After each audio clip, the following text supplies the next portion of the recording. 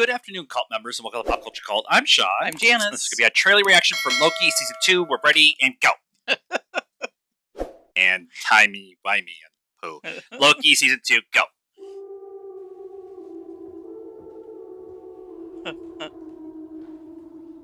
Hobie? Hello? We have a little bit of a situation we wanted to run by you. Hi, Key. Yes. Wow. Great to see you again. Oh! That's what's been happening. Wow. Time slipping. Wait, you know that? Yeah. You've seen that? Yeah. Can you fix that? No. It's impossible to time slip in the TVA. I know, but we just saw it happen. Yeah. What the f...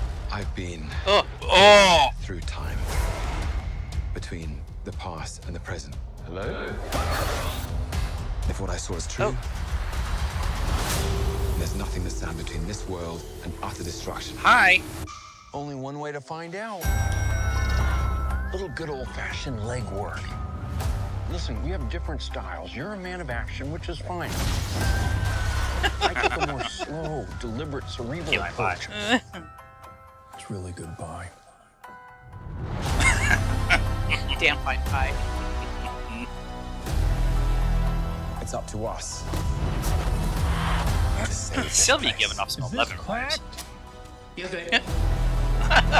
Whatever we do, we're playing God. We are gods.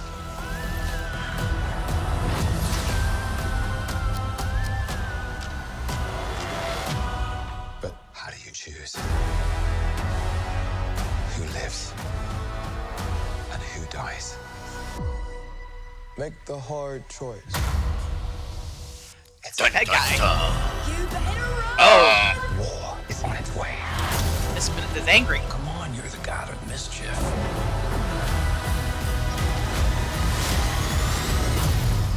Always have been. So many doors. Upgrades? Always will be.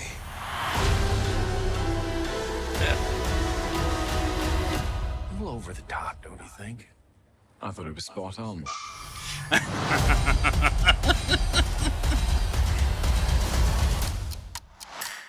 Oh, Loki with full powers again. Jesus. Get a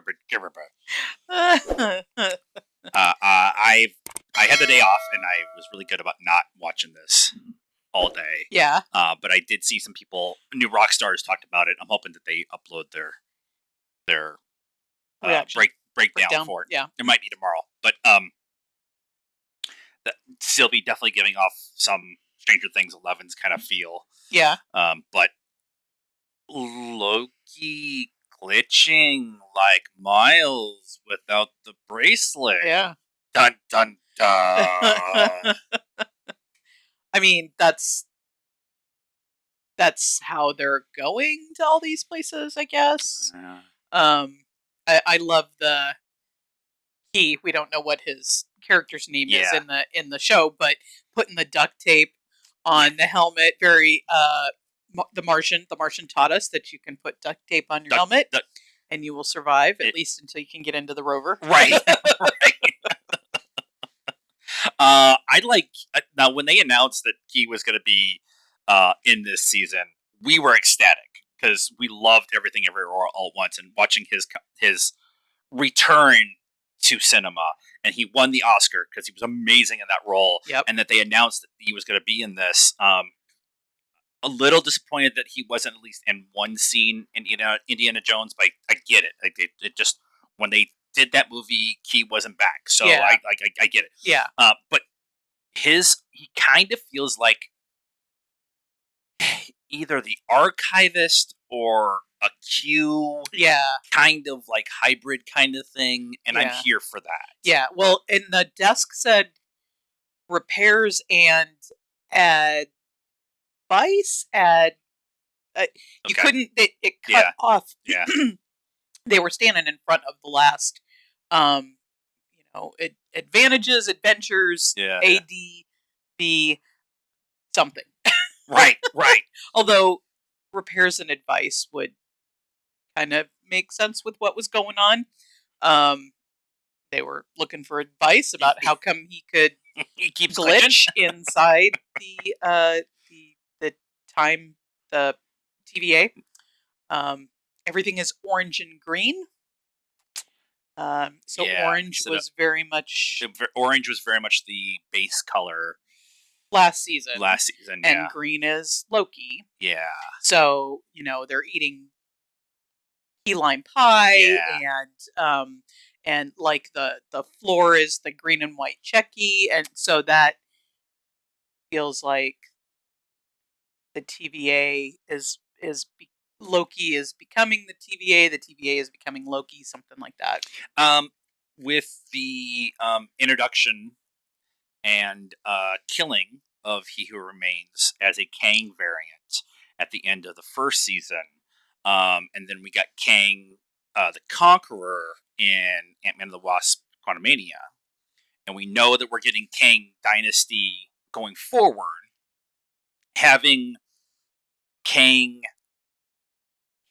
purple not show up feels like maybe it's either on purpose or they're gonna kind of keep that for the show itself, kind of thing. Yeah. This is, I mean, the show's called Loki, and it's definitely about Loki, right? But Kang is the big bad, and so having his color palette in there somewhere, I think, would make some sense. Yeah, I mean, they could definitely use that, kind of introducing it a little bit more and a little bit more as the episodes go on. Yeah, That's kind of where it was going. Kind of infiltrating or oozing out all over the place. Although they did show the shot of the Reaper stick. Yeah, I don't remember what they call it in the show because it's been a minute since we watched it. But him hitting Loki hitting the wall and dissolving the wall, and the Kang statue head right there. Yep. There was definitely some purple in there, so that's kind of just like throwing the seed in there of what that could be. Yep.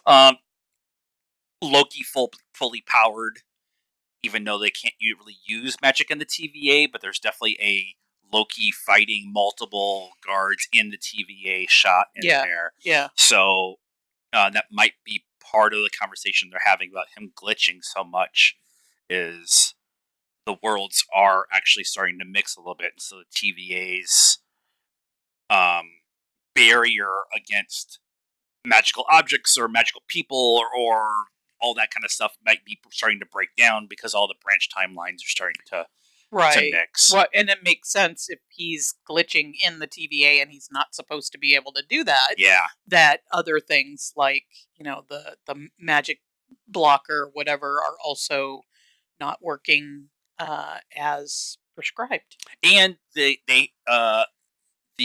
all of them awakening to that they were all variants, all the agents, the TVA agents, all awakening them, knowing or finding out that they are actual variants of people who actually have been suckered into and all that getting erased because He Who Remained got killed off, and the Kang variant is now the proper leader of the TVA. I'm wondering how they're going to not reconcile, but like deal with that, because at least the way they presented it in the first season was the idea of they will always figure it out, and it's about clipping the timelines, right? Or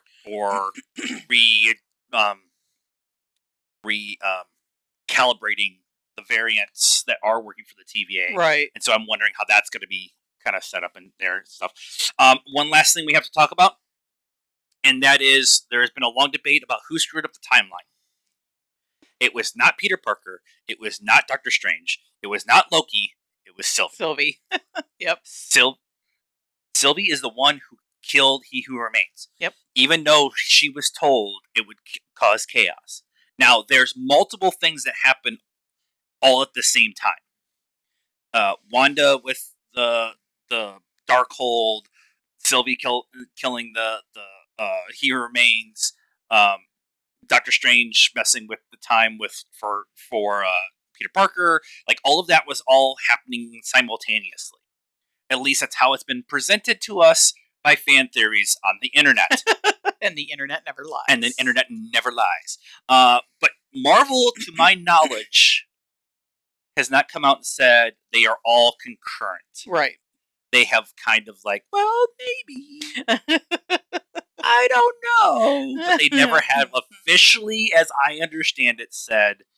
And so that's why I think that there's going to be a discussion of why Loki is back to being fully powered inside the TVA. Yeah. Because the branch timelines are all messing with each other. Yep. And what that could mean for the overall story of the MCU. We just finished Secret Invasion. We happen to have liked the show. Maybe not necessarily the way it ended, but we liked the show. But they raised a bunch of questions in that 6-episode series that I think aren't necessarily going to get answered in this show. Right. But this is going to ask a bunch of other questions that are going to be, again, running side by side with a lot of the other things that are going on in the MCU. So we'll see. It should be a lot of fun. So let us know what you thought of this trailer and our comments about it in the comments below. Please be nice in the comments. I have the ban hammer. Like this video, subscribe to the channel, hit the bell for notifications, follow us on all the social media stuff, Facebook, Instagram, Twitter, and TikTok. Links in the description down below. And until next time, cult members, good afternoon, good evening, and good night.